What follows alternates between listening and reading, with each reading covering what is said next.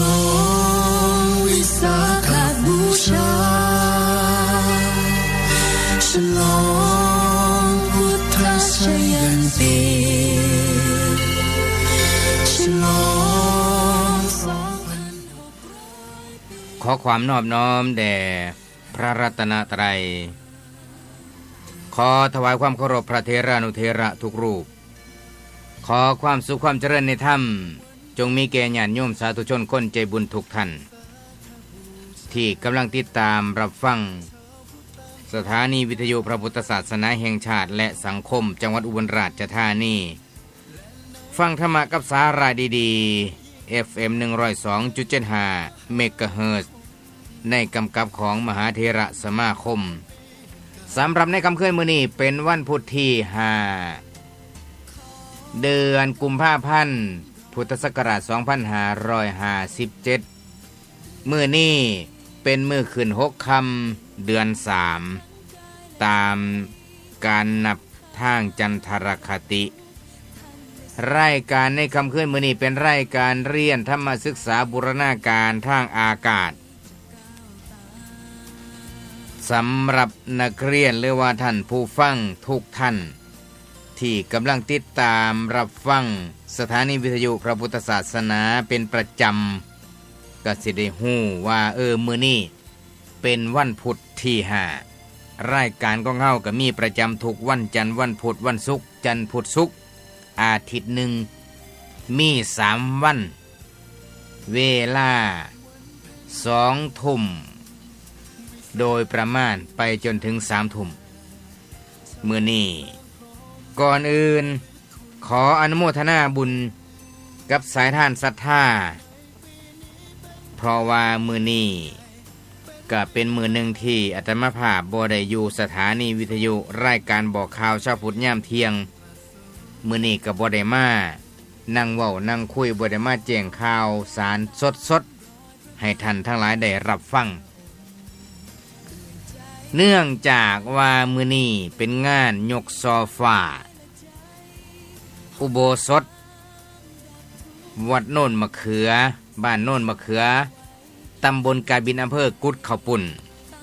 จังหวัดอุบลราชธานีตามที่ได้ประกาศประชาสัมพันธ์ทางวิทยุมานานพอสมควร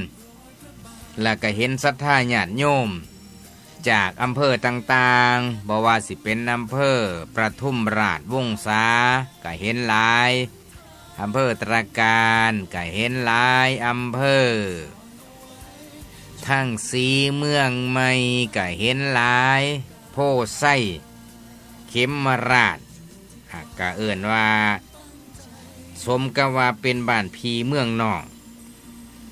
บ้านใกล้ชิดติดกันมีบุญมีกุศลแจ้งข่าวอาตมาก็เล่าบุญทางอากาศนี่ล่ะแทนในน้ำเจ้าภาพก็ให้สายทานศรัทธาญาติโยมทั้งหลายได้ทราบทั่วถึงกันและกับประชาสัมพันธ์ประกาศทั้งสถานีวิทยุทุกชั่วโมงมื้อนี้ก็เห็นสายทานศรัทธาญาติโยมไปก็โอ้ยอนุโมทนาบุญนำสิ่งที่สำคัญพิเศษก็คืออากาศมื้อนี้บ่แดดแทนที่สิแดดร้อนมื้อนี้บ่แดดครึ้มเป็นจังบุญเอิ้นว่าเทวดาซอยปกกลุ่มห่มเก่าบ่ให้แดดร้อนญาติโยมที่ไปนี่เอิ้นว่าล้นหลามเหลือปะล่ำก็ถือว่าสายทานศรัทธาญาติโยมทั้งหลายได้ให้ความสนใจว่างานยกโซฟาเป็นแนวใดญาติโยมทั้งหลายที่ไปก็ได้เห็นประจักษ์แก่สายตาเห็นหลังคาโบสถ์มีความสมบูรณ์เป็นสัดเป็นส่วนระหว่างโซฟาก็ดีหรือว่าพญานาคอยู่หลังโบสถ์ก็ดีแนมเบิ่งภาพแล้วถือว่าสมส่วนสวยงามฝีมือสร้างก็ถือว่ามืออาชีพใส่ได้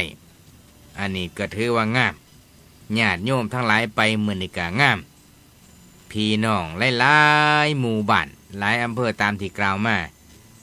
หลายท่านหลายคนญาติโยมก็ไปทักทาย อาตมาก็หลาย ขออนุโมทนาบุญ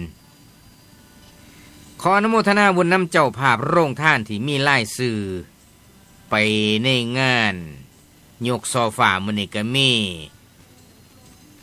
นายสุรศิลป์สุขวัญนี่เพิ่นเป็นโรงท่านเจ้าภาพ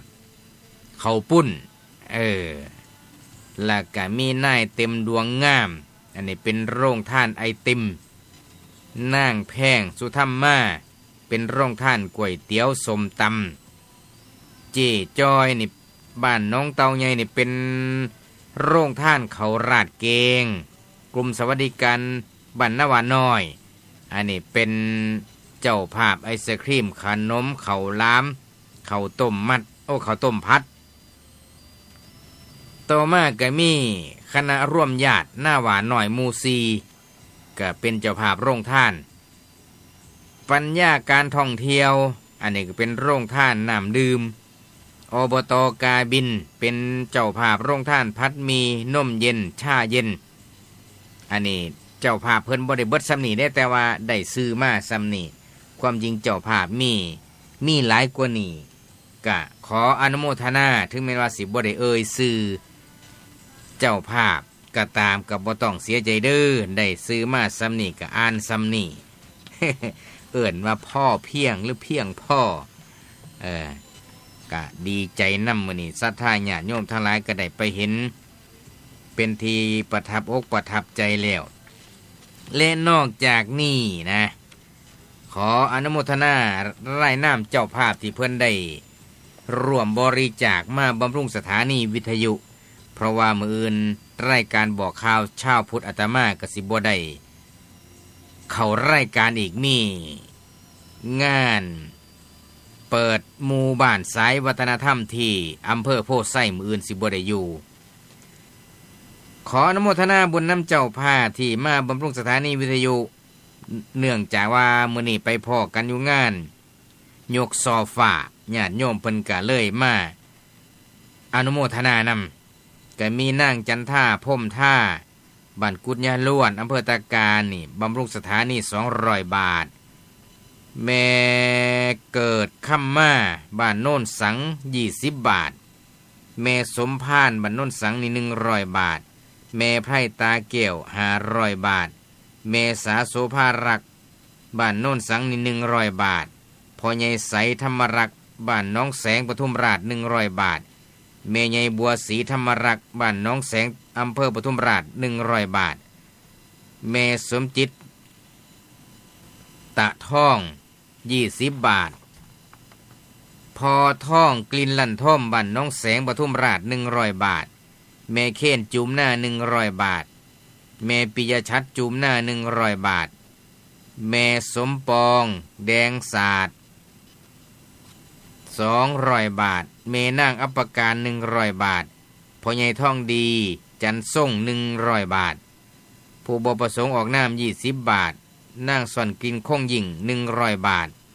แม่สีดาท่องปด100 บาทแม่ใหญ่จันดวงปุด100 บาทแม่ใหญ่สุพินผ่านอ่อน100 บาทแม่ใหญ่ตาลศรีสุดดา100 บาทญาติโยมคณะบ้านโคกเลาะ175 บาทพอส่งเดชโสภายั่ง100 บาทเมสวัยเคียค่า100 บาทพอสายโสระเวก100 บาทเมติสินสี200 บาทแม่ใหญ่เสนทองมาก200 บาทพ่อใหญ่ท่มกลิ่นลั่นท่ม100 บาทพ่อใหญ่สมบูรณ์มัทผ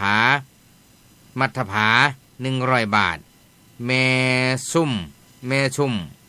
โคตรสมบัติ100 บาทแม่โฮมบุตรดาเคย100 บาทแม่ใหญ่รินมั่งคั่ง100 บาทแม่ใหญ่พันชาวเลย50 บาทแม่พันพัสุนนท์100 บาทแม่ไพบูลย์จันบุตร100 บาทถ้าอ่านผิดอ่านถูกก็ขออภัยเพราะว่าหลายชื่อบ่อาจสิผิดพลาดทางการเขียนการสื่อสารก็ขออภัยกับท่านผู้ฟังแต่ทีแน่ๆ ก็คือจตุปัจจัยศรัทธาญาติโยมได้เสียสละมาแล้วนี่ก็ได้รับมาเรียบร้อยลงบันทึกเรียบร้อยคันบ่เรียบร้อยก็ขออภัย บาดนี้แจ้งข่าวพี่น้องจักน้อยหนึ่งพระอาจารย์พระครูสุภกิจมงคลเพิ่นเป็นห่วงญาติโยมไปงานมื้อนี้แล้วไปงานยกโซฟามื้อนี้แล้วปรากฏว่ามีกุญแจบ้านพ่วงกุญแจบ้านบ่ฮู้ว่าสิเป็นของไผแต่ตกหล่นอยู่ในวัดมีพลเมืองดีเก็บไปฝากไว้นำพระอาจารย์พระครูเพิ่นเด้อมีกุญแจอยู่5ลูกมีกุญแจอยู่5ลูก4ลูกนั่นขนาดใหญ่ซ้ำกันอีกลูกนึงพิเศษลูกกุญแจนะบ่แม่นกุญแจลูกกุญแจอีกอันนึงหั่นใหญ่กว่าหมู่จึงแจ้งให้ทราบผู้ใดฮู้ว่าลูกกุญแจบ้านเจ้าของหายหรือกุญแจยังก็บ่ฮู้ล่ะแต่คาดการว่านี่เดาเอาคิดว่าคือสิเป็นกุญแจบ้านเพิ่นเป็นห่วงย่านเข้าบ้านบ่ได้ก็ไปรับเอาหรืออาจสิไปเอาแล้วก็ขอดีเจนำที่ลูกกุญแจบ่เสียหายเลยก็แจ้งให้ทราบคันแม่นว่าบ่ทันได้ไปรับเอาก็ไปรับเอาอยู่ที่วัดโน่นมะเขือขอแจ้งข่าวซ้ำนี่ก่อนนอกจากนี้ต่อไปก็เชิญคุณครูประสาทได้ทักทายนักเรียนซะก่อนมื้อนี้เพราะว่าอากาศอุณหภูมิก็บ่คือเก่าปานใดเด้ทักทายนักเรียนก่อนขอความน้อมต่อพระรัตนตรัยขอถวายความเคารพท่านพระครูเกษมปิโสพลและก็สวัสดีท่านผู้ฟังรายการทุกท่านครับเหลือเวลาอีก8วันโดยก็สิฮอดวันสำคัญทางพุทธศาสนาวันมาฆบูชาและก็รัฐบาลไทยเมื่อปี 2549 ได้มีเรื่องถึงคณะรัฐมนตรีได้อนุมัติแล้วว่าเป็นวันกตัญญูแห่งชาติว่าซั่นบ่ซาได้ยินมาคันจือบ่ผิดแต่ว่าคนไทยบ่ค่อยฮู้จักเป็นส่วนมากเพราะว่าการกระจายข่าวกันน้อยโฆษกรายการสถานีต่างๆบ่ค่อยได้เว้าได้คุยกันก็เป็นได้ส่วนมากได้พูดแต่เรื่องดอกกุหลาบแม่น ความจริงดอกกุหลาบนี่เป็นยาก็บ่เป็น อีหลียังอ่านตำราบ่ทันพออยู่ว่ามันเป็นยาอีหยังแน่หมายถึงประเภทสมุนไพรโดยแต่ทีแน่ๆที่ฮู้มาฮู้จักว่าน้ำมันต่ำมื้อนี่เลือด10นี่บ่เจ็บคักเด้อผู้ขี้ย่อยในน้ำตาซึม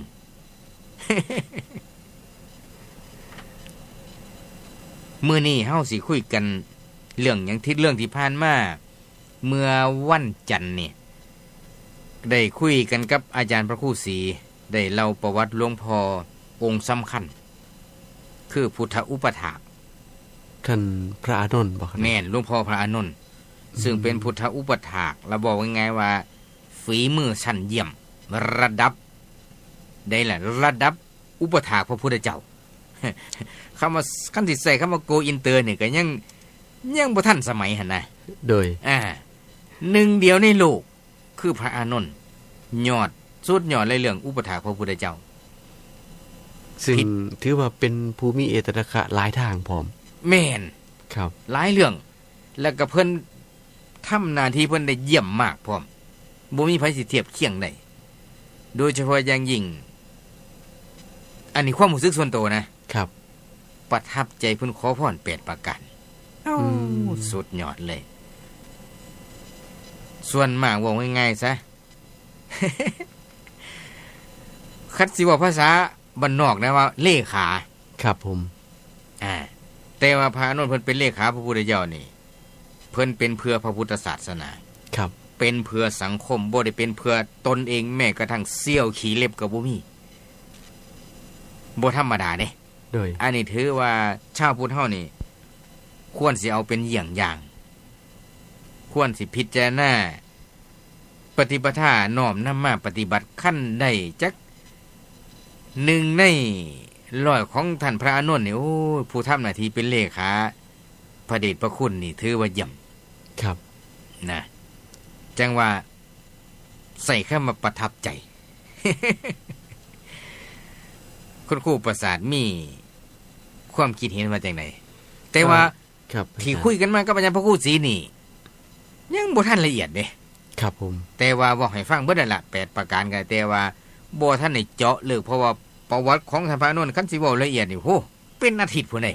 ครับขั้นท่านผู้ฟังพ่อจำได้กันหน่อยรู้สึกว่าสถานีเองเนี่ยก็ได้นำเสนอเรื่องของอานนท์พุทธอนุชาอยู่ในเราในช่วงหนึ่งครับ แม่นเป็นลักษณะนิทานธรรมะ ครับผมซึ่งสิเป็นประวัติที่ละเอียดนะครับ ซึ่งท่านอาจารย์วสินทร์อินทศะอินทวสอันนี้โอ้เพิ่นเอามาเล่าดิสมัยหนึ่งผมเคยฟังแล้วน้ำตาย่อยไปนำกันหน่อยซึ่งแห้งหลายซึ่งถือว่าท่านพระอานนท์เนี่ยเป็นผู้ที่มีคุณูปการทางพระพุทธศาสนาก็ว่าได้แล้วก็เป็นบุคคลที่สำคัญในเรื่องของการสังคายนาหรือว่ารวบรวมคำสอนนี่แหละหม่องหนึ่ง ครับว่าง่ายๆว่าหาดดิดจำเลยแหละโดยจังว่าไอ้พรขอหนึ่งที่เพิ่นขอว่าพระพุทธเจ้าไปแสดงธรรมอยู่ไสก็ตามที่พระอานนท์บ่ได้ฟังนำขอพระองค์ทรงได้มาแสดงให้ผู้ขาได้ฟังอีกนี่ล่ะหายากผู้ใดล่ะสิมารับผิดชอบถึงขนาดนั้นครับบ่ธรรมดาเด้คันแม่นว่าเลขาหลวงพ่อทั้งหลายนะครับได้ข้อนี้นะโอ้โหการทำงานเผยแผ่พุทธศาสนานี่เอิ้นว่ามืออาชีพเลยล่ะแล้วก็บ่ขอรับรางวัลบ่ขอรับโบนัสบอกง่ายๆเลยบ่ได้อุปถากเพื่อลาภสักการะหรือว่าคำยกย่องสรรเสริญถูกต้องครับแต่ว่าทำหน้าที่เพื่อว่าสิได้เอิ้นว่ารักษา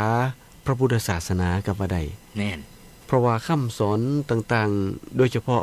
ในเรื่องของพระสูตรครับอาจารย์พระสูตรทั้งเบิดนี้ได้รับการถ่ายทอดจากท่านพระอานนท์มีเหตุการณ์เรื่องนั้นเรื่องนี้เกิดขึ้นอยู่ไสนี่พระอานนท์นี่สิเป็นผู้สาธยายพระสูตรครับในมือทำสังคายนาแล้วก็เราพระอรหันต์ที่อยู่ในเหตุการณ์ครับยกตัวอย่างเช่น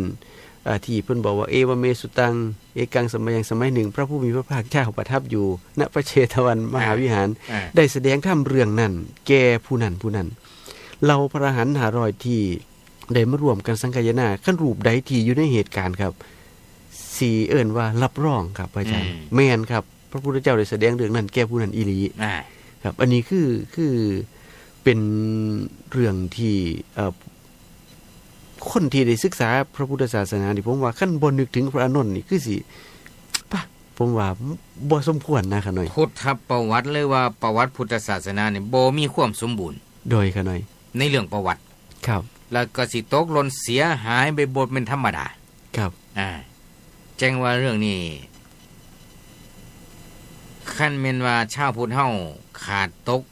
บ่ได้ศึกษาเรียนรู้ประวัติของท่านพระอานนท์เถระเจ้านี่โอ้เสียใจมากๆเลยครับมื้อนี้คุณครูประสาทมีหยังสิเพิ่มเติมมองนี่ล่ะน่าสิเพิ่มเติมครับถึงแม้นว่าเพิ่มเติมก็ดีหรือว่าสิเก็บตกก็ตามมันสิย้ำของเก่าก็ตามก็ยังน่าฟังอยู่เด้แต่ว่าแปลกเรื่องนึงครับอาจารย์โดยเฉพาะในเรื่องพระอุปถากนี่คือองค์สมเด็จพระสัมมาสัมพุทธเจ้าในช่วงที่แรกๆก็มีพระภิกษุหลายรูปครับที่เป็นอุปถากขั้นแม่นว่าบ้านเฮาก็เป็นผู้คอยรับใส่องค์สมเด็จพระสัมมาสัมพุทธเจ้าในฐานะว่าเป็นบ่แม่นว่าพระเถระจ่อยกันหน่อยถือว่าเป็นบรมศาสดานี่บ่ธรรมดาต้องมีผู้คอยที่อยากบริการนะครับหน่อยสมเด็จพ่อครับนี่คือกันครับมีหลายรูปคือกันที่คอยอุปถากองค์สมเด็จพระสัมมาสัมพุทธเจ้าบางรูปก็ได้ปีนึงบาง2ปีบาง3ปีบางอันช่วงใหม่ๆโดยกันหน่อยแต่พอหลายปีเขาโดยส่วนมากแล้วเพิ่นบอกว่าเวลาผู้ที่สิมาอุปถากนี่ก็คือมาเสนอโตกันหน่อย ว่ายังไงว่าโอ้ขอดูแลพระพุทธองค์ครับแต่ว่าบ่ได้มองกันไกลอย่างพระอานนท์โดยบัดเทื่อนานไปจักพักนึงก็อยากมีอิสระบัดนี่ครับ อยากมีอิสระเป็นปกติทั่วๆไปของธรรมชาติครับ ครับแต่ว่าท่านพระอานนท์นี่เพิ่นบอกว่าคันสิเป็นพระอุปถากนี่ต้องให้พระพุทธเจ้าเป็นผู้บอกคือบอกง่ายๆว่าเป็นผู้เลือกครับว่าอานนท์เธอจงเป็นอุปถากเราเถิดเธอจงอุปถากเราเถิดจังซี่นะครับคือเพิ่นบอกว่ามันมีเหตุหลายเรื่องบ่แม่นว่าคันมาขออุปถากนี่คันเปรียบเทียบคู่มือคล้ายๆว่าไปเรียกแข้งเรียกขาบ่แม่นว่าเรียกแข้งเรียกขาก็ตามคุณครูประสาทครับโอ้ยังมีโอกาสไปอุปถากเพิ่นจักพรรษา2พรรษานี่คือสิได้บุญหลายโดยซ้ำนี่นะครับคันสิเว้าตามปรมัตถ์แล้วนี่ยังเห็นแก่ตัวอยู่เด้โดยแต่ว่าพระอานนท์บ่ได้มองซ้ำนี่เด้พระอานนท์นี่มองโลกกว้างเลยเด้เพื่อพระพุทธศาสนาเราก็บ่ได้เพื่อพระศาสนาอีกต่างหากโดยเพื่อพระพุทธศาสนาอายุการของพระพุทธศาสนาสิครบจนถึง 5,000 ปีนี่พระอานนท์มองไปถึงปานพุ่นนะครับบ่ได้มองเก็บแค่ว่าโอ้ยอยากอุปถากเพิ่นให้เพิ่นเอิ้นเพราะได้เป็นเกียรติเป็นศักดิ์เป็นศรีเพราะได้บ่มีเลยนะเว้าง่ายๆทั้งที่พระอานนท์นี่เพิ่นยังบ่ทันได้เป็นอรหันต์ซ้ำโดยซ้ำไปครับบอกไงมีวิสัยทัศน์กว้างไกลแห้งสุขุมลุ่มลึก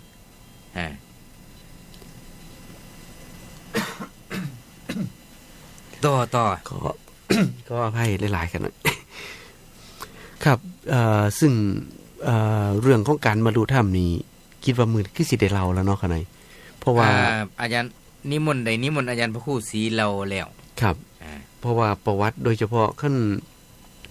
เรื่องประวัติของพระอานนท์นี่สิมีหลายตอนแห่งครับอาจารย์แล้วก็มีหลายแห่งเป็นหยังคือหลายเพราะว่าเหตุการณ์เรื่องของพระพุทธศาสนานี่เพิ่นเป็นผู้ที่เกี่ยวของมากที่สุดก็ว่าได้หรือแม้แต่ว่าเอตตะคะนี่ก็หลายตำแหน่งเพราะว่ามีความเชี่ยวชาญเฮ็ดให้พระพุทธศาสนาเกิดความมั่นคงเด้ครับผมอีกเรื่องนึงที่สำคัญที่สุดครับอาจารย์ครับผมว่าเรื่องที่ทรงจำแล้วก็มีความแตกฉานในเรื่องพระธรรมคำสอนขององค์สมเด็จพระสัมมาสัมพุทธเจ้านี่ซึ่งหายากครับอาจารย์ที่มีรูปใดที่เทียบเท่าท่านพระอานนท์ได้เพราะว่า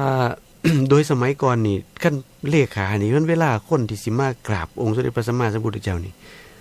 ต้องผ่านเพิ่นซะก่อนแม่นต้องผ่านเลขาครับแม่นครับเพราะว่าขั้นสิบ่ผ่านพระอานนท์นี่เดี๋ยวกับเมืองนั่นมาเดี๋ยวกับพระภิกษุทั้งปุ่นมาเดี๋ยวกับโยมพระราชามาจังซี่นะขน่อยก็ต้องมีการจัดระเบียบเพื่อว่าสิเป็นเอิ้นว่าสะดวกในการที่องค์สมเด็จพระสัมมาสัมพุทธเจ้าสิได้แสดงธรรมนำอำนวยความสะดวกให้ผู้เข้าเฝ้าโดยทุกระดับชั้นครับเพราะฉะนั้นเรื่องของพระอุปถากนี่จึงเป็นเรื่องสำคัญ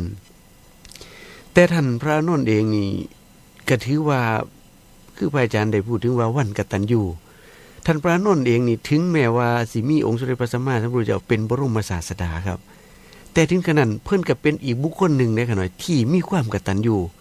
บ่รองท่านพระสารีบุตรคือกันคือจังท่านพระสารีบุตรนี่เวลาสินอนนี่ต้องท่านพระอาชิอยู่ทางใดนี่ต้องหันหน้าไปไหว้ไปกราบเพิ่นซะก่อนนอนก็หันหัวไปทางพุ่นอีกโดยกันหน่อยมีความเคารพเอิ้นว่าเป็นผู้ที่มีความเคารพมีความกตัญญูสูงครับท่านพระอานนท์คือกันครับอาจารย์มีท่านพระปุณณมันตานิบุตรนี่เป็นพระอาจารย์แล้วก็ระลึกนึกถึงคือกันครับก่อนสินอนก็ไหว้คือกันครับพระท่านพระปุณณมันตานิบุตรนี่ท่านพักจำวัดอยู่ไสนี่ก็ล้อมระลึกนึกถึงจังนอนคือกันพระอานนท์นี่นะแม่นครับอาจารย์ซึ่งเอิ้นว่าเป็นอีกผู้หนึ่งครับถึงแม้ว่าเป็นพระอุปถากองค์สมเด็จพระสัมมาสัมพุทธเจ้านี่แต่ก็อาศัยว่าเพิ่นเอิ้นว่าได้ฟังธรรมะจากท่านพระปุณณมันตานิบุตรนี่ครับทั้ง6รูปก่อนที่สิได้มาบวชนะครับแล้วก็ได้บรรลุเป็นพระโสดาบันย้อนว่าฟังธรรมจากท่านพระปุณณมันตานิบุตรครับเพราะฉะนั้นครับเบิ่งสังเกตเบิ่งพระอริยสาวกในอดีตครับอาจารย์แต่ละรูปเนี่ยสิเป็นเพิ่นเปรียบเทียบว่าขั้นเป็นต้นใหม่เป็นยอดใหม่นี่ครับเพิ่นบอกว่าเป็นยอดที่โน้มครับมีความอ่อนน้อมถ่อมตน บ่เป็นผู้ที่มีความอีหยังก่อกันได้เพิ่นว่ากระด้างกระเดืองบ่มีความถือตนถือโตมีมานะว่าเจ้าของนี่เป็นบุคคลสำคัญว่าเจ้าของเป็นพระอุปถากพระพุทธเจ้าเว้าง่ายๆว่าสิผ่านพระพุทธเจ้าต้องผ่านข่อยซะก่อนครับเพิ่นบ่มีความคิดจังซั่น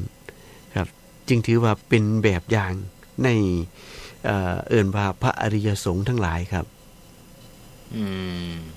หรือแม้แต่เรื่องของการจีวรครับอาจารย์ท่านพระนนท์นี่ก็เป็นผู้ออกแบบพระอานนท์นี่เป็นวิศวะออกแบบผ้าไตรจีวร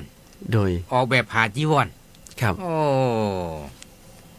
บ่ธรรมดาคือจังที่มเหสีของพระราชาที่ว่าเอาผ้ามาถวายท่านพระอานนท์ครับอาจารย์เพิ่นพระราชาพอได้ยินว่าพระมเหสีประทานผ้าตั้ง500ผืนน่ะมันสิโพดสิเอาไปใส่ซอยจังได๋มันก็ดอกกระเดียดพระเจ้าอุเทนเกิดบ่พอใจโดยค่ะหน่อยโอ้แต่ว่าในสมัยนั้นนี่ถึงสิบ่พอใจนี่ก็ต้องมาถามแล้วหน่อยอันนี้คือเป็นความจริงใจเป็นการแก้ปัญหาค่ะหน่อยบ่คิดเองแล้วก็บ่สรุปเองค่ะหน่อยพอเวลามีปัญหาอีหยังเกิดขึ้นเนี่ยส่วนมากแล้วก็คือต้องเข้ามากราบเรียนถามเลยว่าโอ้คุณเจ้าได้ข่าวว่าพระนั่งถวายผ้า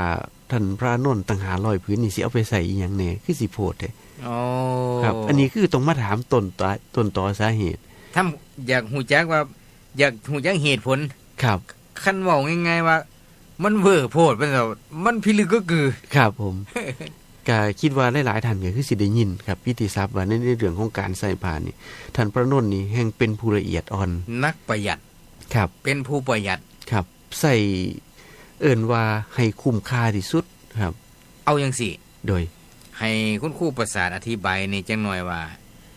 ได้ผลจังได๋ก็พระเจ้าอุเทนเพิ่นมาสอบถามนี่พระอานนท์เพิ่นสาธยายเรื่องความประหยัดให้ฟังจังได๋บ่เล่าละเอียดก็ได้ครับเอาแต่เพิ่นถามก่อนเนาะเพิ่นถามว่าโอ้ยพระคุณเจ้าผ้า500ผืนที่มเหสีของขน่อยเอามาถวายท่านนี่ท่านรับไปเบิดอยู่บ่เพิ่นว่าคั่นน่ะแม่นเพิ่นว่าอาตมารับไปเบิดเพิ่นว่าปาดเพิ่นเลยว่ารับไว้เฮ็ดจังได๋ขน่อยคือมากมายปานนี้เพิ่นว่าครับก็เพื่อว่าแบ่งถวายแก่พระภิกษุที่เพิ่นมีจีวรเก่าแล้วก็จีวรค้ำค่าแล้วสมควรสิเปลี่ยนก็ให้เพิ่นเปลี่ยนครับอย่าให้เพิ่นลำบากหลายครับเอาบัดนี้ตั้ง500ผืนแล้วจีวรที่เก่าที่เพิ่นเปลี่ยนออกไปนั่น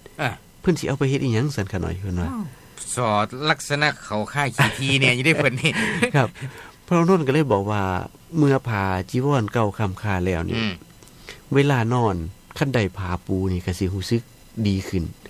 ครับเพิ่นก็เลยว่าเอาไปเฮ็ดผ้าปูที่นอนพับเขาแล้วก็เอาไปเฮ็ดผ้าปูเพิ่นว่าโอ้เอาแล้วก็ผ้าปูที่นอนเก่าแล้วสิเอาไปเฮ็ดหยังเพิ่นว่าโยงโซ่ปานนั้นบ่ได้นี่ครับโอ้ก็เอาไปเฮ็ดผ้าปูพื้นเพิ่นว่ากันได้ไปเฮ็ดผ้าปูพื้นเพราะว่าบางเทื่อในสมัยอดีตเนี่ยบางเทื่อในเรื่องของการเฮ็ดกุฏิวิหารนี่บางเทื่อก็สิมีนอนน้ำดินครับอาจารย์ก็เลยต้องเอาไปปูพื้นบ่ให้ฝุ่นมันน่องขึ้นมาครับคือสมัยปัจจุบันนี้เฮายังมีเสือมีสาดหรือบ่ซั่นก็ลาดเทปูนนี่ก็สบายบ่ต้องใส่ผ้าจีวรไปปูพื้นครับแต่สมัยก่อนนี่ใส่ดินก็เลยต้องเอาผ้าไปปูพื้นเอ้าผ้าปูพื้นเก่าๆที่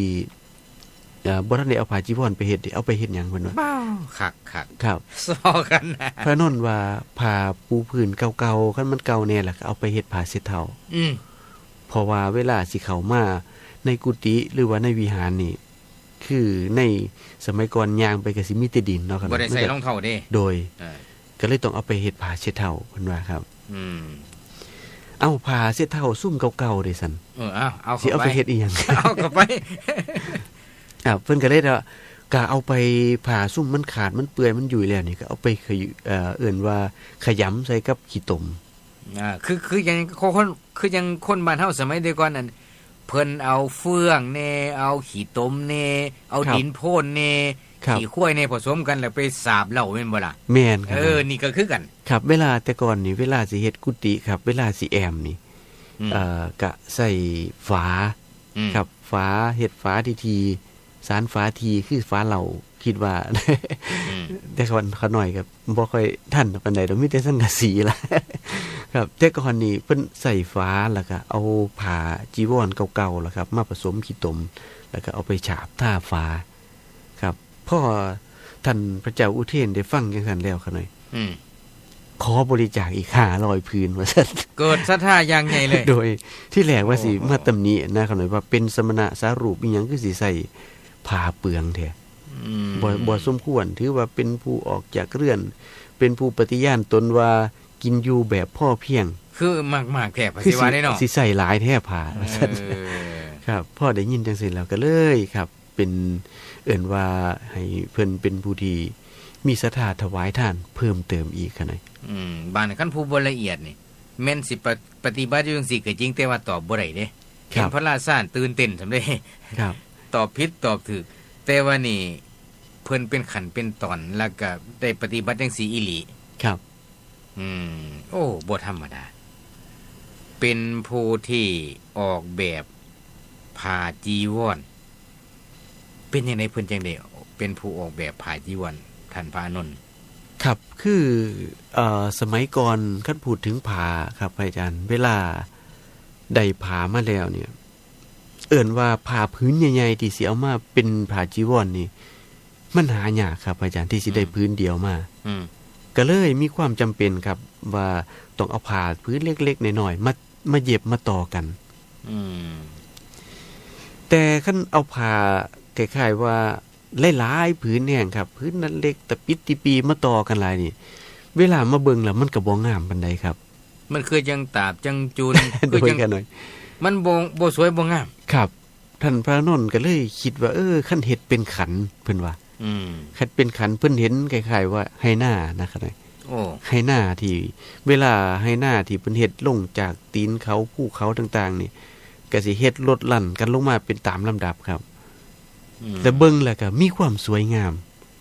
ครับท่านพระนนท์ก็เลยว่าคันเอาจีวรเฮ็ดแบบคือเป็นขันคือให้หน้าครับซึ่งเพิ่นว่ามี5ขัน7ขัน9ขันอีหยังก็แล้วแต่ครับอาจารย์ก็คือสิเบิ่งแล้วดูดีครับเบิ่งแล้วสวยงามครับก็เลยให้พระภิกษุครับได้ตัดเย็บในเรื่องของจีวรนี่ครับเป็นขันเป็นขันไปอันมองต้อนี่บ่เพิ่นเอิ้นมองขันโดยคั่นน่ะเพิ่นเอิ้นว่าเป็นขันเป็นกองจักซี่ล่ะคั่นน่ะเป็นผืนแต่ละผืนเอามาเย็บมาต่อกันนะสิมีความสวยงามครับเป็นการออกแบบนอกจากเรื่องจีวรครับอาจารย์ในเรื่องของการกำเนิดภิกษุณีเองนี่คันบ่มีพระอานนท์นี่ก็ภิกษุณีนี่ก็แจ้งเกิดบ่ได้ครับแม่นครับเพราะว่า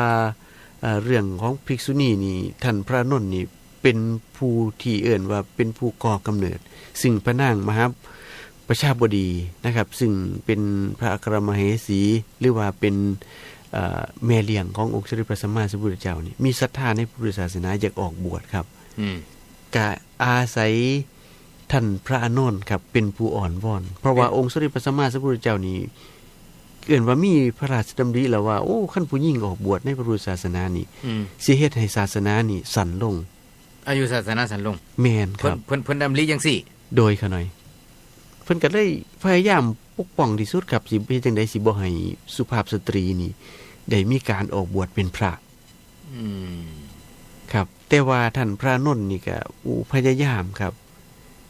พยายามอ่อนวอนองค์สมเด็จพระสัมมาสัมพุทธเจ้าแล้วก็จนได้เอิ้นว่าองค์สมเด็จพระสัมมาสัมพุทธเจ้าได้สร้างเงื่อนไขที่เพิ่นเอิ้นว่ากรุธรรม8ประการนั่นแหละครับถึงเป็นการอนุเคราะห์แก่พระนางหรือว่าพระแม่เลี้ยงเพิ่นนำครับอาจารย์เพราะว่าพระนางมหาประชาบดีนี่เป็นผู้ที่เลี้ยงเพิ่นมาตั้งแต่ยังน้อยๆครับเพราะว่าแม่ตายตั้งแต่7มื้อแล้วครับก็เห็นหรือแม้แต่เรื่องในการถวายผ้าต่างๆเนี่ยเพิ่นก็มีความเอื้อเฟื้อแล้วก็มีความเอิ้นว่าเมตตาครับต่อพระนางมหาบดีมหาประชาบดีครับอันนี้คือประวัติในส่วนคร่าวๆครับของท่านพระอานนท์ครับเพราะว่าองค์สมเด็จพระสัมมาสัมพุทธเจ้านี่ก็จะสิลืมว่ากษัตริย์ตัดแล้วบ่คืนคำครับถ้าหากว่าเหตุผลบ่หนักบ่แน่น แล้วก็บ่เพื่อส่วนร่วมอีหลีนี่พระพุทธเจ้าเพิ่นก็บ่ว่านำโดยแต่ถ้าเพื่อสังคมเพื่อพระศาสนาเหตุผลถึงขนาดพุ่นนะเพิ่นยังว่านำนะครับบัดผลสุดท้ายเป็นไดผลสุดท้ายก็พระองค์ก็ยอมครับยอมให้บวชครับแต่ว่าต้องรักษาคฤธรรม8ประการซึ่งธรรมดาพระคฤธรรมของพระนี่สิมีอยู่แค่4ประการ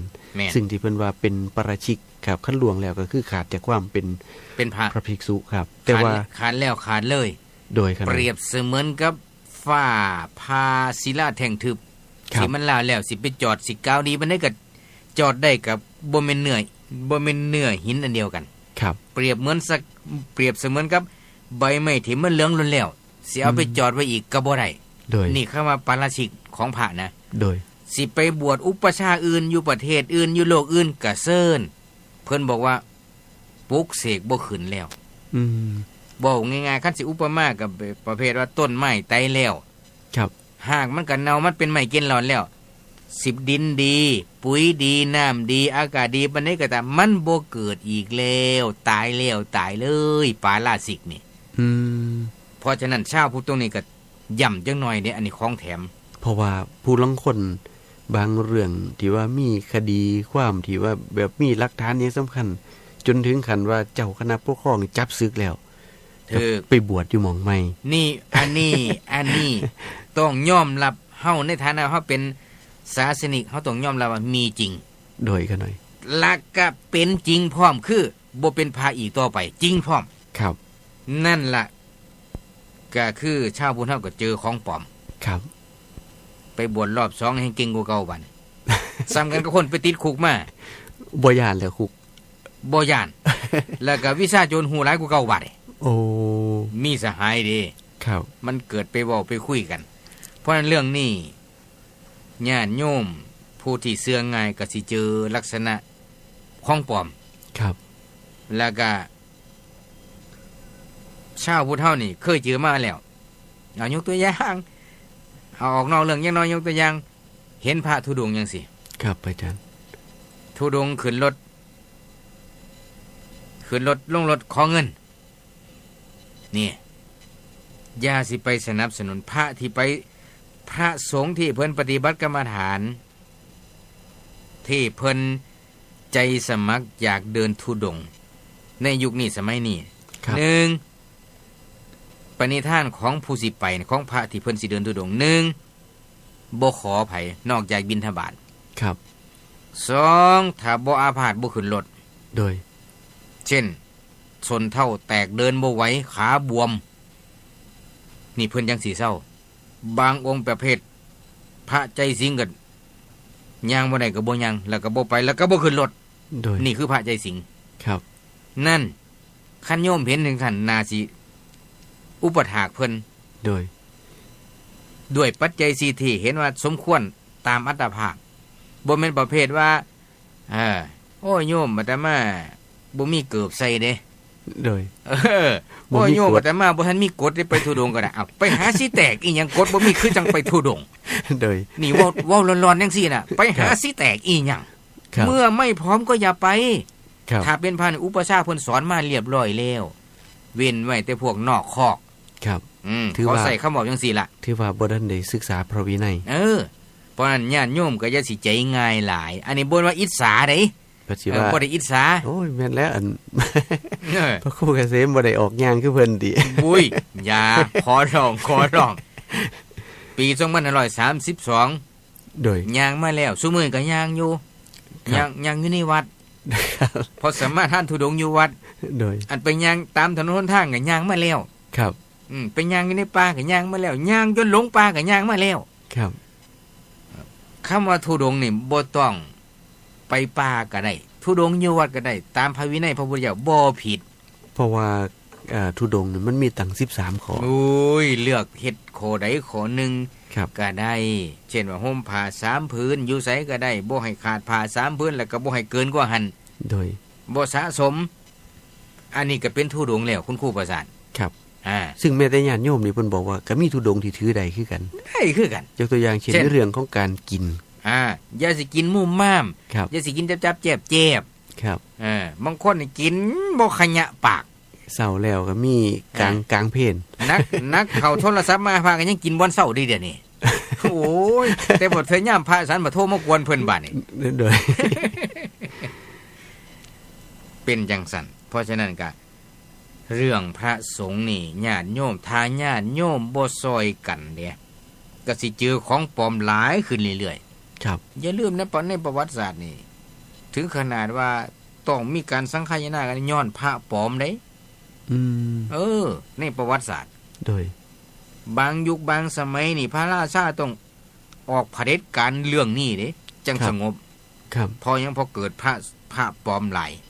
คือจังยุคของท่านอโศกมหาราชบ่ครับนั่นล่ะความจริงคันสิเว้าให้ถึกบ่แม่นพระปลอมสำบัด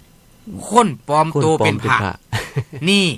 อยากให้พี่น้องชาวพุทธเว้าให้มันถูกแน่บัดครับอย่างยุคใดสมัยใดก็ตามที่ผ่านมาในสังคมไทยนี่โอ้ยพระอีหยังมาเฮ็ดแนวนี้จังสินั่นล่ะขอความกรุณาแก้ไขไหมคันพระน่ะเพิ่นบ่เฮ็ดจังซั่นครับอย่างที่มันขวางหูขวางตาญาติโยมน่ะบ่แม่นพระมันเป็นแพะไปแล้วหรือคนปลอมตัวมันเป็นพระอย่างเรื่องธุดงค์ที่ว่านี่ล่ะบางคนก็คันว่าเห็นพระเดินธุดงค์นี่ศรัทธาในคุณครูประสาทนี่ดักใส่บาตรสู่มือแต่ก็ธุดงค์ลบไปลบมาแต่ทางศีลเก่าหั่นละครับพระธุดงค์เพิ่นบ่ยังลบของเก่าเด้เช่นเอายกตัวอย่างพระอาจารย์ไม่ตีพระครูบาอาจารย์แท้เฮาโดยเพิ่นย่างจากบ้านเพิ่นมาวัดผิดแล้วเพิ่นก็บ่ได้ย่างลงไปลบเมื่ออันภายในอาทิตย์2อาทิตย์นั่นเด้โดย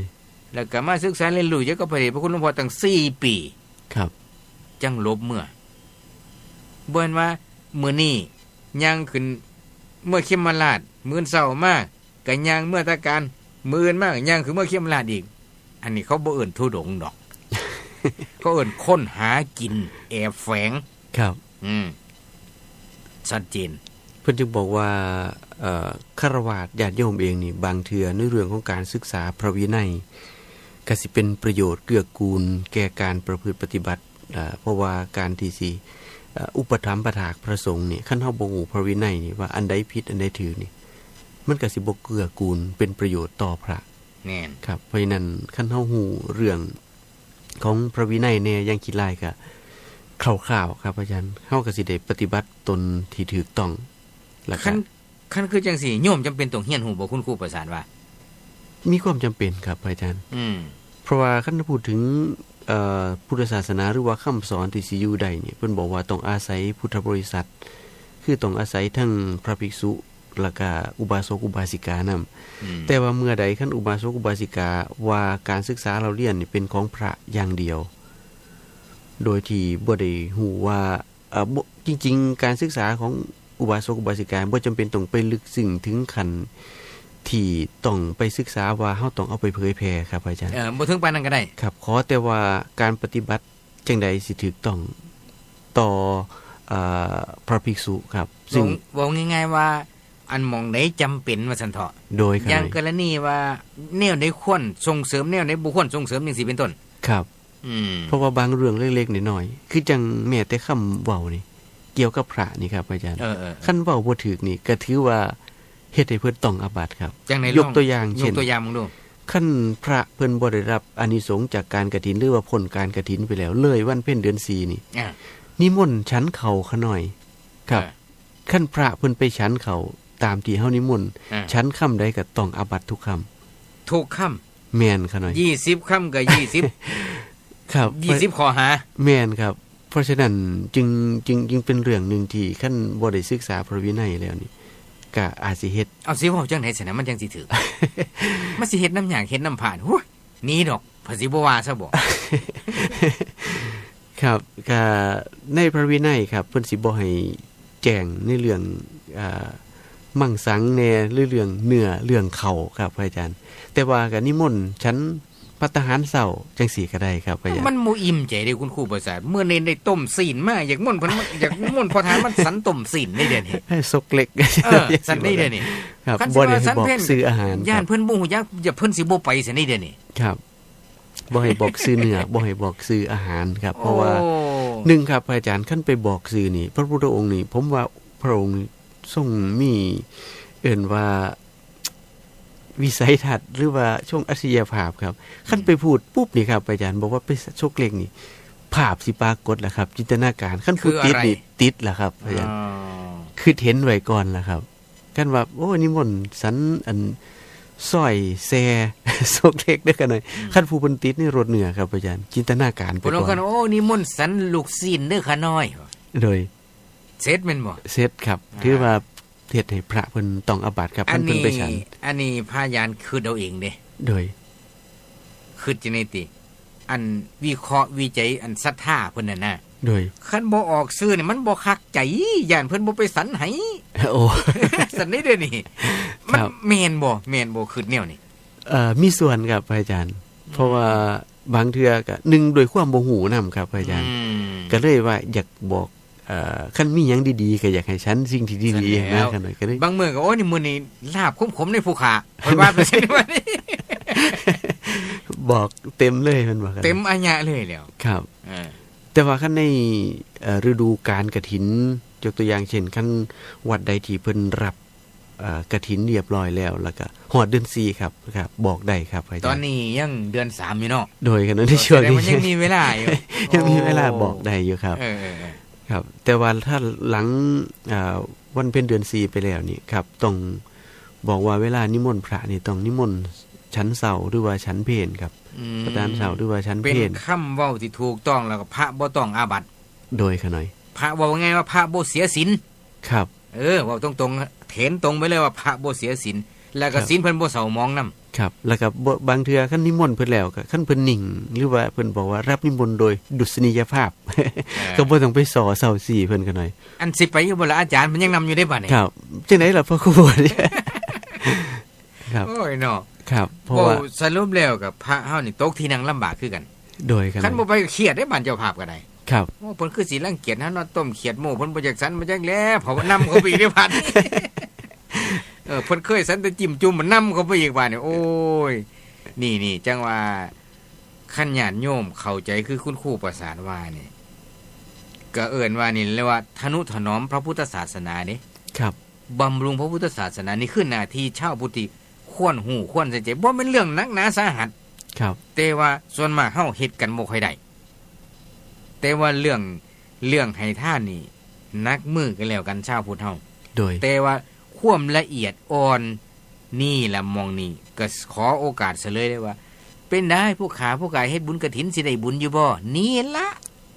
เฮ็ดบุญกฐินก็ยังขางัวกะข้อยโชคเล็กอยู่บ่ญะทานนำกระเบกหรือสิเอาขมๆธรรมดาบ่ลวกร้อนๆบ่นี่มองนี่คือมองเสียดุลการค้าคันเป็นพ่อค้าเด้ครับเพราะฉะนั้นชาวพุทธเฮาควรสิใส่ใจใบัดนี้มาเอาละซ้ำนี่บ่เว้าหลายเอาต่อไปผู้ใดมีข้อสงสัยอยากโทรก็โทรได้0452180722เจริญพรขอนมัสการพระรัตนตรัยขอนมัสการท่านพระครูเจริญพรแล้วก็ครูประสาทครับสวัสดีครูประสาทสวัสดีครับไอ้พระครูอันผ่านต้นน้ำมันหลายๆนั่นคนว่าสิไปบูชามาให้กองกว่าเลยแต่อันนี้สงอยู่บ่ไม่จังได๋ผ้าอยู่ไสอยู่เรื่องวัดเพิ่นว่าโอ้สิไปบูชาเอาอยู่หั่น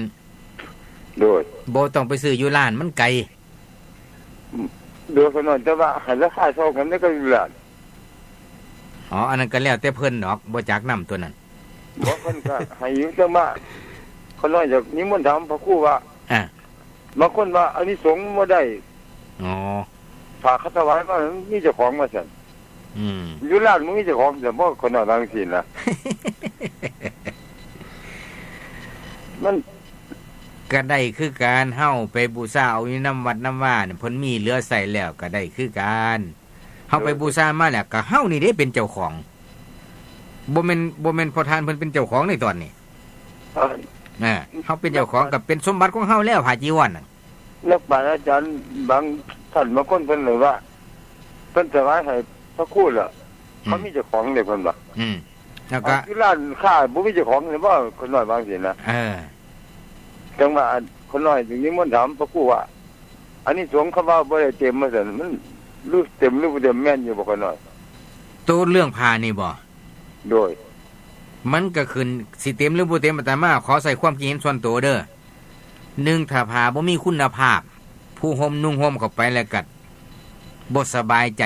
เช่นว่ามันบางเกินไปว่ามันผ่ากองเขาปุ่นจังซี่มันก็บ่เต็มแล้วคะแนนโดยกันเนาะแต่ว่าผ้าซ้ำกันอยู่ลาดนี่ก็เนาะอันตัวนั้นบ่เกี่ยวกันบ่ขึ้นอยู่กับว่าผ้ามันมีคุณภาพซำใดผู้ลางคนบวชลูกบวชหลานย้อนไปบูชาเอานี่ล่ะโอ้ผ้าใส่บงนี่เบิ่งบ่จืดใครแม่นย่อมบ่กล้านุ่งแต่ว่าให้พระลูกชายนุ่งจังสิเป็นต้นอันเนี้ยนี่อันนี้สงบ่เต็ม100ดอกโดยเพราะหยังผ้าบางบ่ผ้าเพิ่นเอามานี่รับมาไว้นี่ก็ผ้าแบบกลางเด้คั่นน่ะคนนั้นก็ไปบูชาบ่ว่าจะได้สุดองซ้ำกันก็เคียงกับอยู่ร้านพุ่นเด้ก็ใครมีบางอาจารย์มันว่าไปเอามาหยังบ่ได้อันนี้สงบ่คือมันจะร้านเลยว่าซั่นก็ไปยังคือจะบ่ได้สงมีเจ้าของเหรอเพิ่นว่าถ้าเฮาเต็มอยู่ร้านนั้นเขาบ่มีเจ้าของซั่นบ่เขาเอาจิ้มมาซั่นบ่คนว่าจังซี่นะอันก็เป็นความคิดเห็นแต่ความจริงก็อันนี้อาตมากับความคิดเห็นอาตมาคือกันล่ะว่าคนว่าคันเฮามีความพอใจแล้วมันก็สิบ่เต็มบ่คนนั้นก็นิมนต์ถามพระครูว่าคันเพิ่นเอาไว้มันก็ใช้บ่ได้แม่นบ่คนนั้นใส่ก็เพิ่นรับมาหลายๆเพิ่นก็ใช้บ่ได้แม่นบ่พระครูเฮารับมาหลายๆก็เพิ่นใช้ได้แต่เดี๋ยวก็ใส่รองกันตัวเนาะตอนนั้นตัวมันเหลือนั่นก็คนน้อยไปบูชาแล้วเพิ่นก็ได้เงินอีกบวชแล้วก็เข้าไปวัดทุ่งเก่าก็อันนี้สงฆ์สิบ่ได้ท้องเสียบ่คนน้อยแม่นก็บ่ต้องกังวลเด้อเรื่องนี้เด้อโดยเฮาทำเต็มที่แล้วก็บ่ต้องกังวลอานิสงส์มันมีอยู่แล้วล่ะแต่ว่าสิน้อยสิหลายมันก็ขึ้นอยู่กับองค์ประกอบส่วนอื่นๆนำโดยบ่ต้องไปน้อยใจเด้อแต่ว่าคนนั้นไปบูชาบ่ว่าบูชาว่าให้มันถูกเด้ให้ราคาใกล้เคียงกันบ่ได้กับอยู่ร้านเขาน่ะเข้าใจเพราะไงบ่ต้องไปวิตกกังวลบ่ต้องไปน้อยใจหม่องนี้เด้อโดยนมัสการเนี่ยสาธุสาธุคลายความสงสัยหรือคุณประสานมีความเห็นยังไงเอาครับตรงนี้โบราณเพิ่นก็ได้เว้าไว้จริงครับอาจารย์บอกว่าคันเวลาสิเฮ็ดกงบวชนี่อย่าเอาผ้าเก่าเด้อครับแต่คำว่าผ้าเก่าในที่นี้บ่ได้หมายถึงว่าผ้าที่เพิ่นใส่แล้วครับหมายความว่าคือเวลาทำทานครับอาจารย์คันใดถ้าจะทำที่ใหม่หรือว่าดูดีเนี่ยมันสิเพิ่มจิตศรัทธาให้มีความเข้มแข็งแต่ว่าการที่สิไปบูชาผ้ามาเฮ็ดเนี่ยตรงนี้บอกได้เลยครับอาจารย์ว่าบ่แม่นผ้าเก่าแน่นอนบ่แม่นว่าผ้าเพิ่นใส่แล้วครับบางเทื่อบ่จำเป็นนะครับอาจารย์ว่าต้องไปบูชาบางเทื่อหลวงพี่หลวงหน้าหลวงอาที่เพิ่นอยู่วัดเพิ่นมีศรัทธาสิบวชลูกบวชหลานพ่อใหญ่อย่าไปซื้อผ้าเด้อเอามาเอาผ้าน้ำข่อยเป็นผู้บริจาคผ้าว่าคันแม่นคุณครูประสาทสิบวชเพิ่นก็สิให้อยู่ได้นี่มี2ไตเพิ่นเด้ไม่จังซั่นก็ได้บุญคือกันครับอาจารย์บ่จำเป็นต้องไปซื้อออกเงินมาเท่านั้นบ่จำเป็นต้องไปซื้อร้านก็ได้เพราะเฮามีแล้วแต่ตัวสำคัญคือพระอาจารย์ว่าครับต้องให้มีคุณภาพในจักหน่อยบ่แม่นว่าเอาผ้าที่ซองเห็นเบิดคือมันบ่แม่นแนวสิไปซองนี่เนาะโดยสายต่อมาเจริญพรจากนวัตการท่านพระครูเลยสวัสดีครูประสาทครับสวัสดีครับสบายดีไหมไงโอ้ยไฟใส่กับไฟบ่ได้ขาดที่โอ้ยจะเป็นกรรมเวียนบ่ต้องไปจมท่อเขาหน่อยก็ฟังอยู่วันนี้เนาะ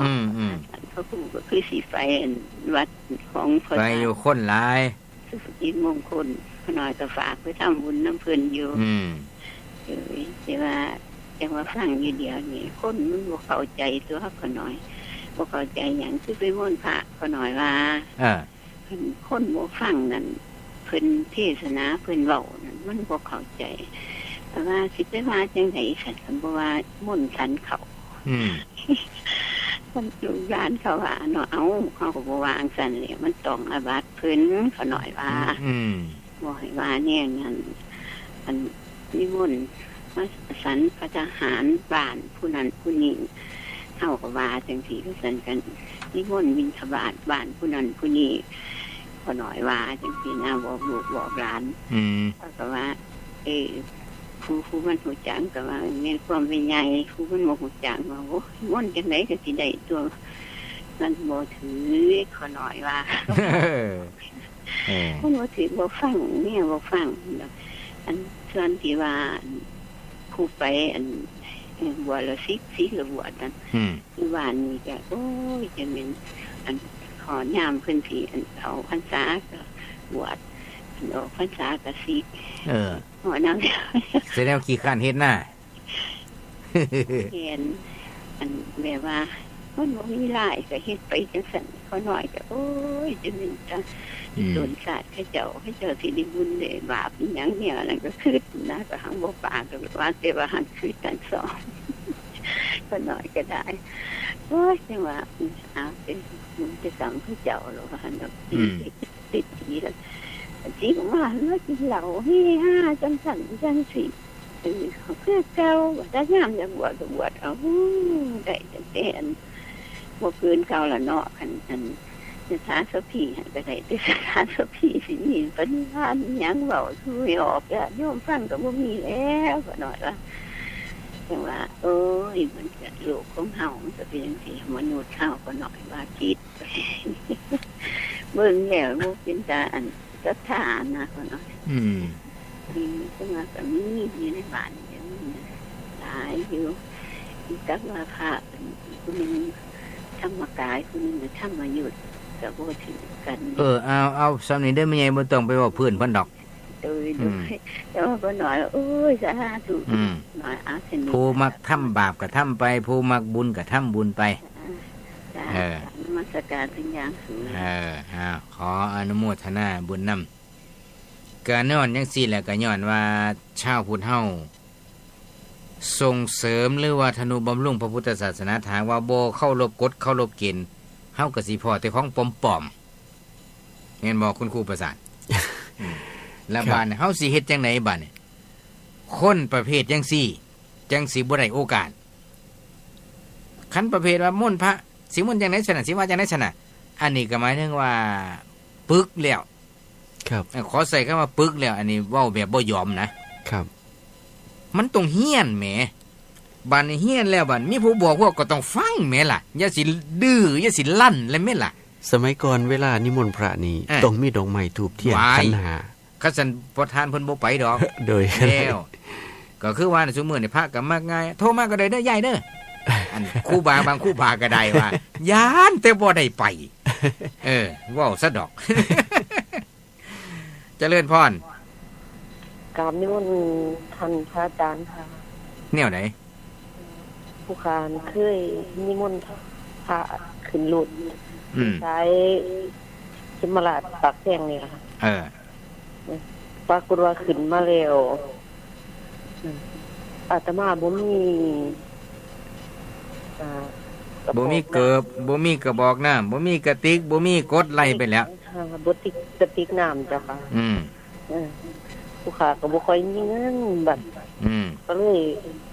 เพิ่นว่า300กว่าบาทได้ถอดกระเป๋าใส่เจ้าค่ะเต็มใจบ่ละบันตอนนั้นก็อึดอัดอยู่เจ้าค่ะแต่ว่าเพิ่นมีความจำเป็นก็ถวายนะคะ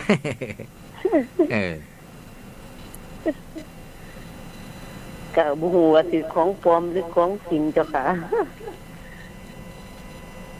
ขั้นพระสิไปธุดงค์นั้นถ้าพระสงฆ์ไม่มีความพร้อมท่านจะไม่ไปเด็ดขาดนี่คือพระที่มีอุปชาอบรมสั่งสอนและถ้าพฤติกรรมบ่เป็นตาไว้ใจอุปชาก็บ่ปล่อยให้ไปนี่คือพระนะเจ้าค่ะเจริญพรเพราะฉะนั้นก็ให้ญาติโยมพากันจือไว้แน่นี่แหละปราชญ์โบราณเพิ่นว่ามักง่ายได้ยากลำบากได้ดีพระเน้นเทนซี่ ก็สิคิดว่าหัวโลนแล้วก็สิแม่นโลดบ่แม่นเจริญพรนมัสการท่านพระครูทั้งสองและความครูประสาทครับอันอยากถามท่านพระครูว่าเป็นอิเมนาสกาเลนะตังพุทธังอภิปูชยามิคือล่ะคนนึงหัวนึงได้ขน่อยอ่านว่านี่อ่านอีกหัวนึงว่าอิเมนาสกาเลนะตังพุทธังอภิปูชยามะมันตัวใดมันถือกันท่านพระครูว่าจังได๋ก็ว่ามาทวนอีกจะเว้ากันมีกะมะอ๋อมีกะมะถูกเบิดอันขน้อยอ่านมันมี2หัวนะแน่นถูกต้องถูกทั้งเบิดบ่มีอีหยังผิดแต่ว่าขน้อยว่ามีกะมะมันคือบ่คือกันเด้อมีหมายถึงคนผู้เดียวเว้ามะหมายถึงคนส่วนร่วมเว้าพร้อมกันเบิดสลาจบราชการกันนะอันนี้เป็นภาษาบาลีเด้เนาะโดยกันหน่อยคันว่าอิมินาสกาเลนะปูชยามิก็หมายถึงคนผู้เดียวเว้าโดยถ้ามะก็เปลี่ยนจากมีเป็นมะนี่หมายถึงว่าเว้าพร้อมกันเด้อพี่น้องพ่อใหญ่สิพาว่าพร้อมกันซะนะครับเพียงแต่คำเว้าครับปูชยามิหมายว่าข้าพเจ้าขอบูชาแต่ว่าปูชยามะนี่ข้าพเจ้าทั้งหลายขอบูชาครับเอาจังซี่เด้ออันพ่อใหญ่นี่เนาะโทรมาเนาะโดยให้พ่อใหญ่ได้เข้าใจดีเป็นคำตอบที่มีเป็นคำถามที่มีประโยชน์กับส่วนร่วมท่านผู้ฟังนำสายต่อไปมีอีกบ่เวลาล่วงเลยมา8นาทีแล้วขออนุญาตให้อีกจักสายคันมี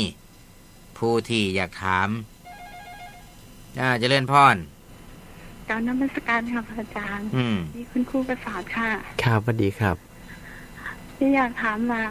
พระอานนท์เพิ่นเกิดพร้อมกับพระพุทธเจ้านี่เนาะค่ะพระอาจารย์ตัวนี้บ่ทันในเรานั่นอยากรู้ว่าคือยังเคยได้ยินนะคะพระอาจารย์ว่าเพิ่น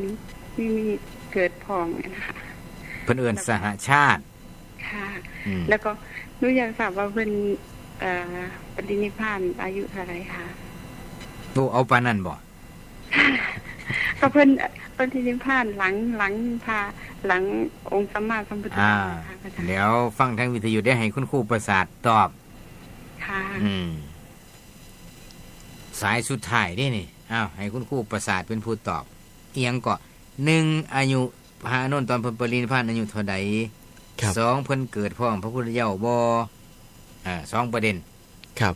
ซึ่งท่านพระนนท์นี่ที่ว่าเป็นสหชาตินะครับเกิดภาษาบ้านเฮาว่าเกิดพร้อมกับพระพุทธเจ้าครับเมื่อเกิดพร้อมพระพุทธเจ้าจะเป็นครับเพราะว่าอายุ120ปี120ปีครับเพราะฉะนั้นก็ต้องปรินิพพานหลังอยู่แล้วครับนี่ตอบไปเด้อสายต่อมาเจริญพรฮัลโหลนมัสการครับเจริญพรโอ้ยโทษมาเป็นแรงใจซื้อดอกฟังตลอดครับโทษจากไสนอโทษจากบ้านดงน้องหลวงครับบ้านดงน้องหลวงอนุโมทนาขอบใจหลายๆครับสาธุทางดงน้องหลวงเพิ่นฟังให้คุณครูประสาทม่วนจังหน่อยครับสำหรับมื้อนี้ได้พูดถึงเรื่องประวัติของท่านพระอานนท์นะครับก็เฉียดไปนิดๆนึงครับอาจารย์ซึ่งรายละเอียดจริงๆก็ยังหลายคืออาจารย์ว่าแต่ทั้งนี้ทั้งนั้นครับในฐานะว่าเฮาเป็นพุทธศาสนิกชนเป็นผู้ที่ได้ศึกษาเราเรียนพระธรรมคำสอนขององค์สมเด็จพระสัมมาสัมพุทธเจ้าครับขั้นใดระลึกนึกถึงคุณของพระอริยสงฆ์โดยเฉพาะคือจังท่านพระอานนท์เนี่ยเพิ่นมีข้อที่ว่าเป็นแบบอย่างนี่หลายเรื่องครับแต่ว่าการที่สิระลึกนึกถึงเพิ่นใดนี่โดยเฉพาะคือเรื่องของการจำคำสอนแล้วก็สืบมาจนฮอดที่ครูบาอาจารย์พระภิกษุสงฆ์สามเณรได้ศึกษาเราเรียนตลอดจนถึงอุบาสกอุบาสิกาได้ฟังได้ยินได้ฟังนี่ต้นสายเหตุก็คือท่านพระอานนท์ครับเป็นผู้หนึ่งละที่จำแล้วก็ได้มาฮอดเฮาในมื้อนี้นี่คิดว่าการระลึกนึกถึงคุณนี่เป็นการระลึกถึงคุณพระสงฆ์อีกประการหนึ่งครับอาจารย์ที่สามารถระลึกนึกถึงได้ตลอดครับนี่คือรายการเรียนธรรมศึกษามื้อนี้ก็คิดว่า นักเรียนหลายท่านก็สิเพิ่มความเข้าใจขึ้นมาอีกหลายประเด็นเนาะก็ขออนุโมทนาบุญนำเด้อทุกคำถามมื้อนี้มีประโยชน์กับส่วนรวมก็ขออนุโมทนาบุญสำหรับมื้อนี้รายการของเฮาเวลาล่วงเลยมา11 นาทีขอจบไว้เพียงส่ำนี้ขอให้ทุกท่านทุกคนที่ได้รับฟังแล้วก็นำไปคิดพิจารณาคำเว้าอันใดที่บ่เหมาะสมมันบ่ม่วนบ่แซ่บหูก็เอาไปคิดว่ามีเหตุมีผลบ่กะซอยกันทนุบำรุงพระพุทธศาสนาถ้าหากว่าศรัทธาญาติโยมเฮาบ่เข้าใจในอย่างที่กล่าวมานี่ก็เฮ็ดให้พุทธศาสนาเศร้าหมองได้คือกันเพราะฉะนั้นต้องซอยกันดูแลรักษาทนุบำรุงพระพุทธศาสนาให้ถูกต้องตามหลักของพระวินัยของพระพุทธเจ้า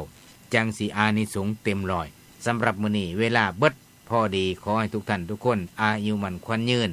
เจริญในหน้าที่การงานซอยกันรักษาพระพุทธศาสนาสืบต่อไปขอเจริญพร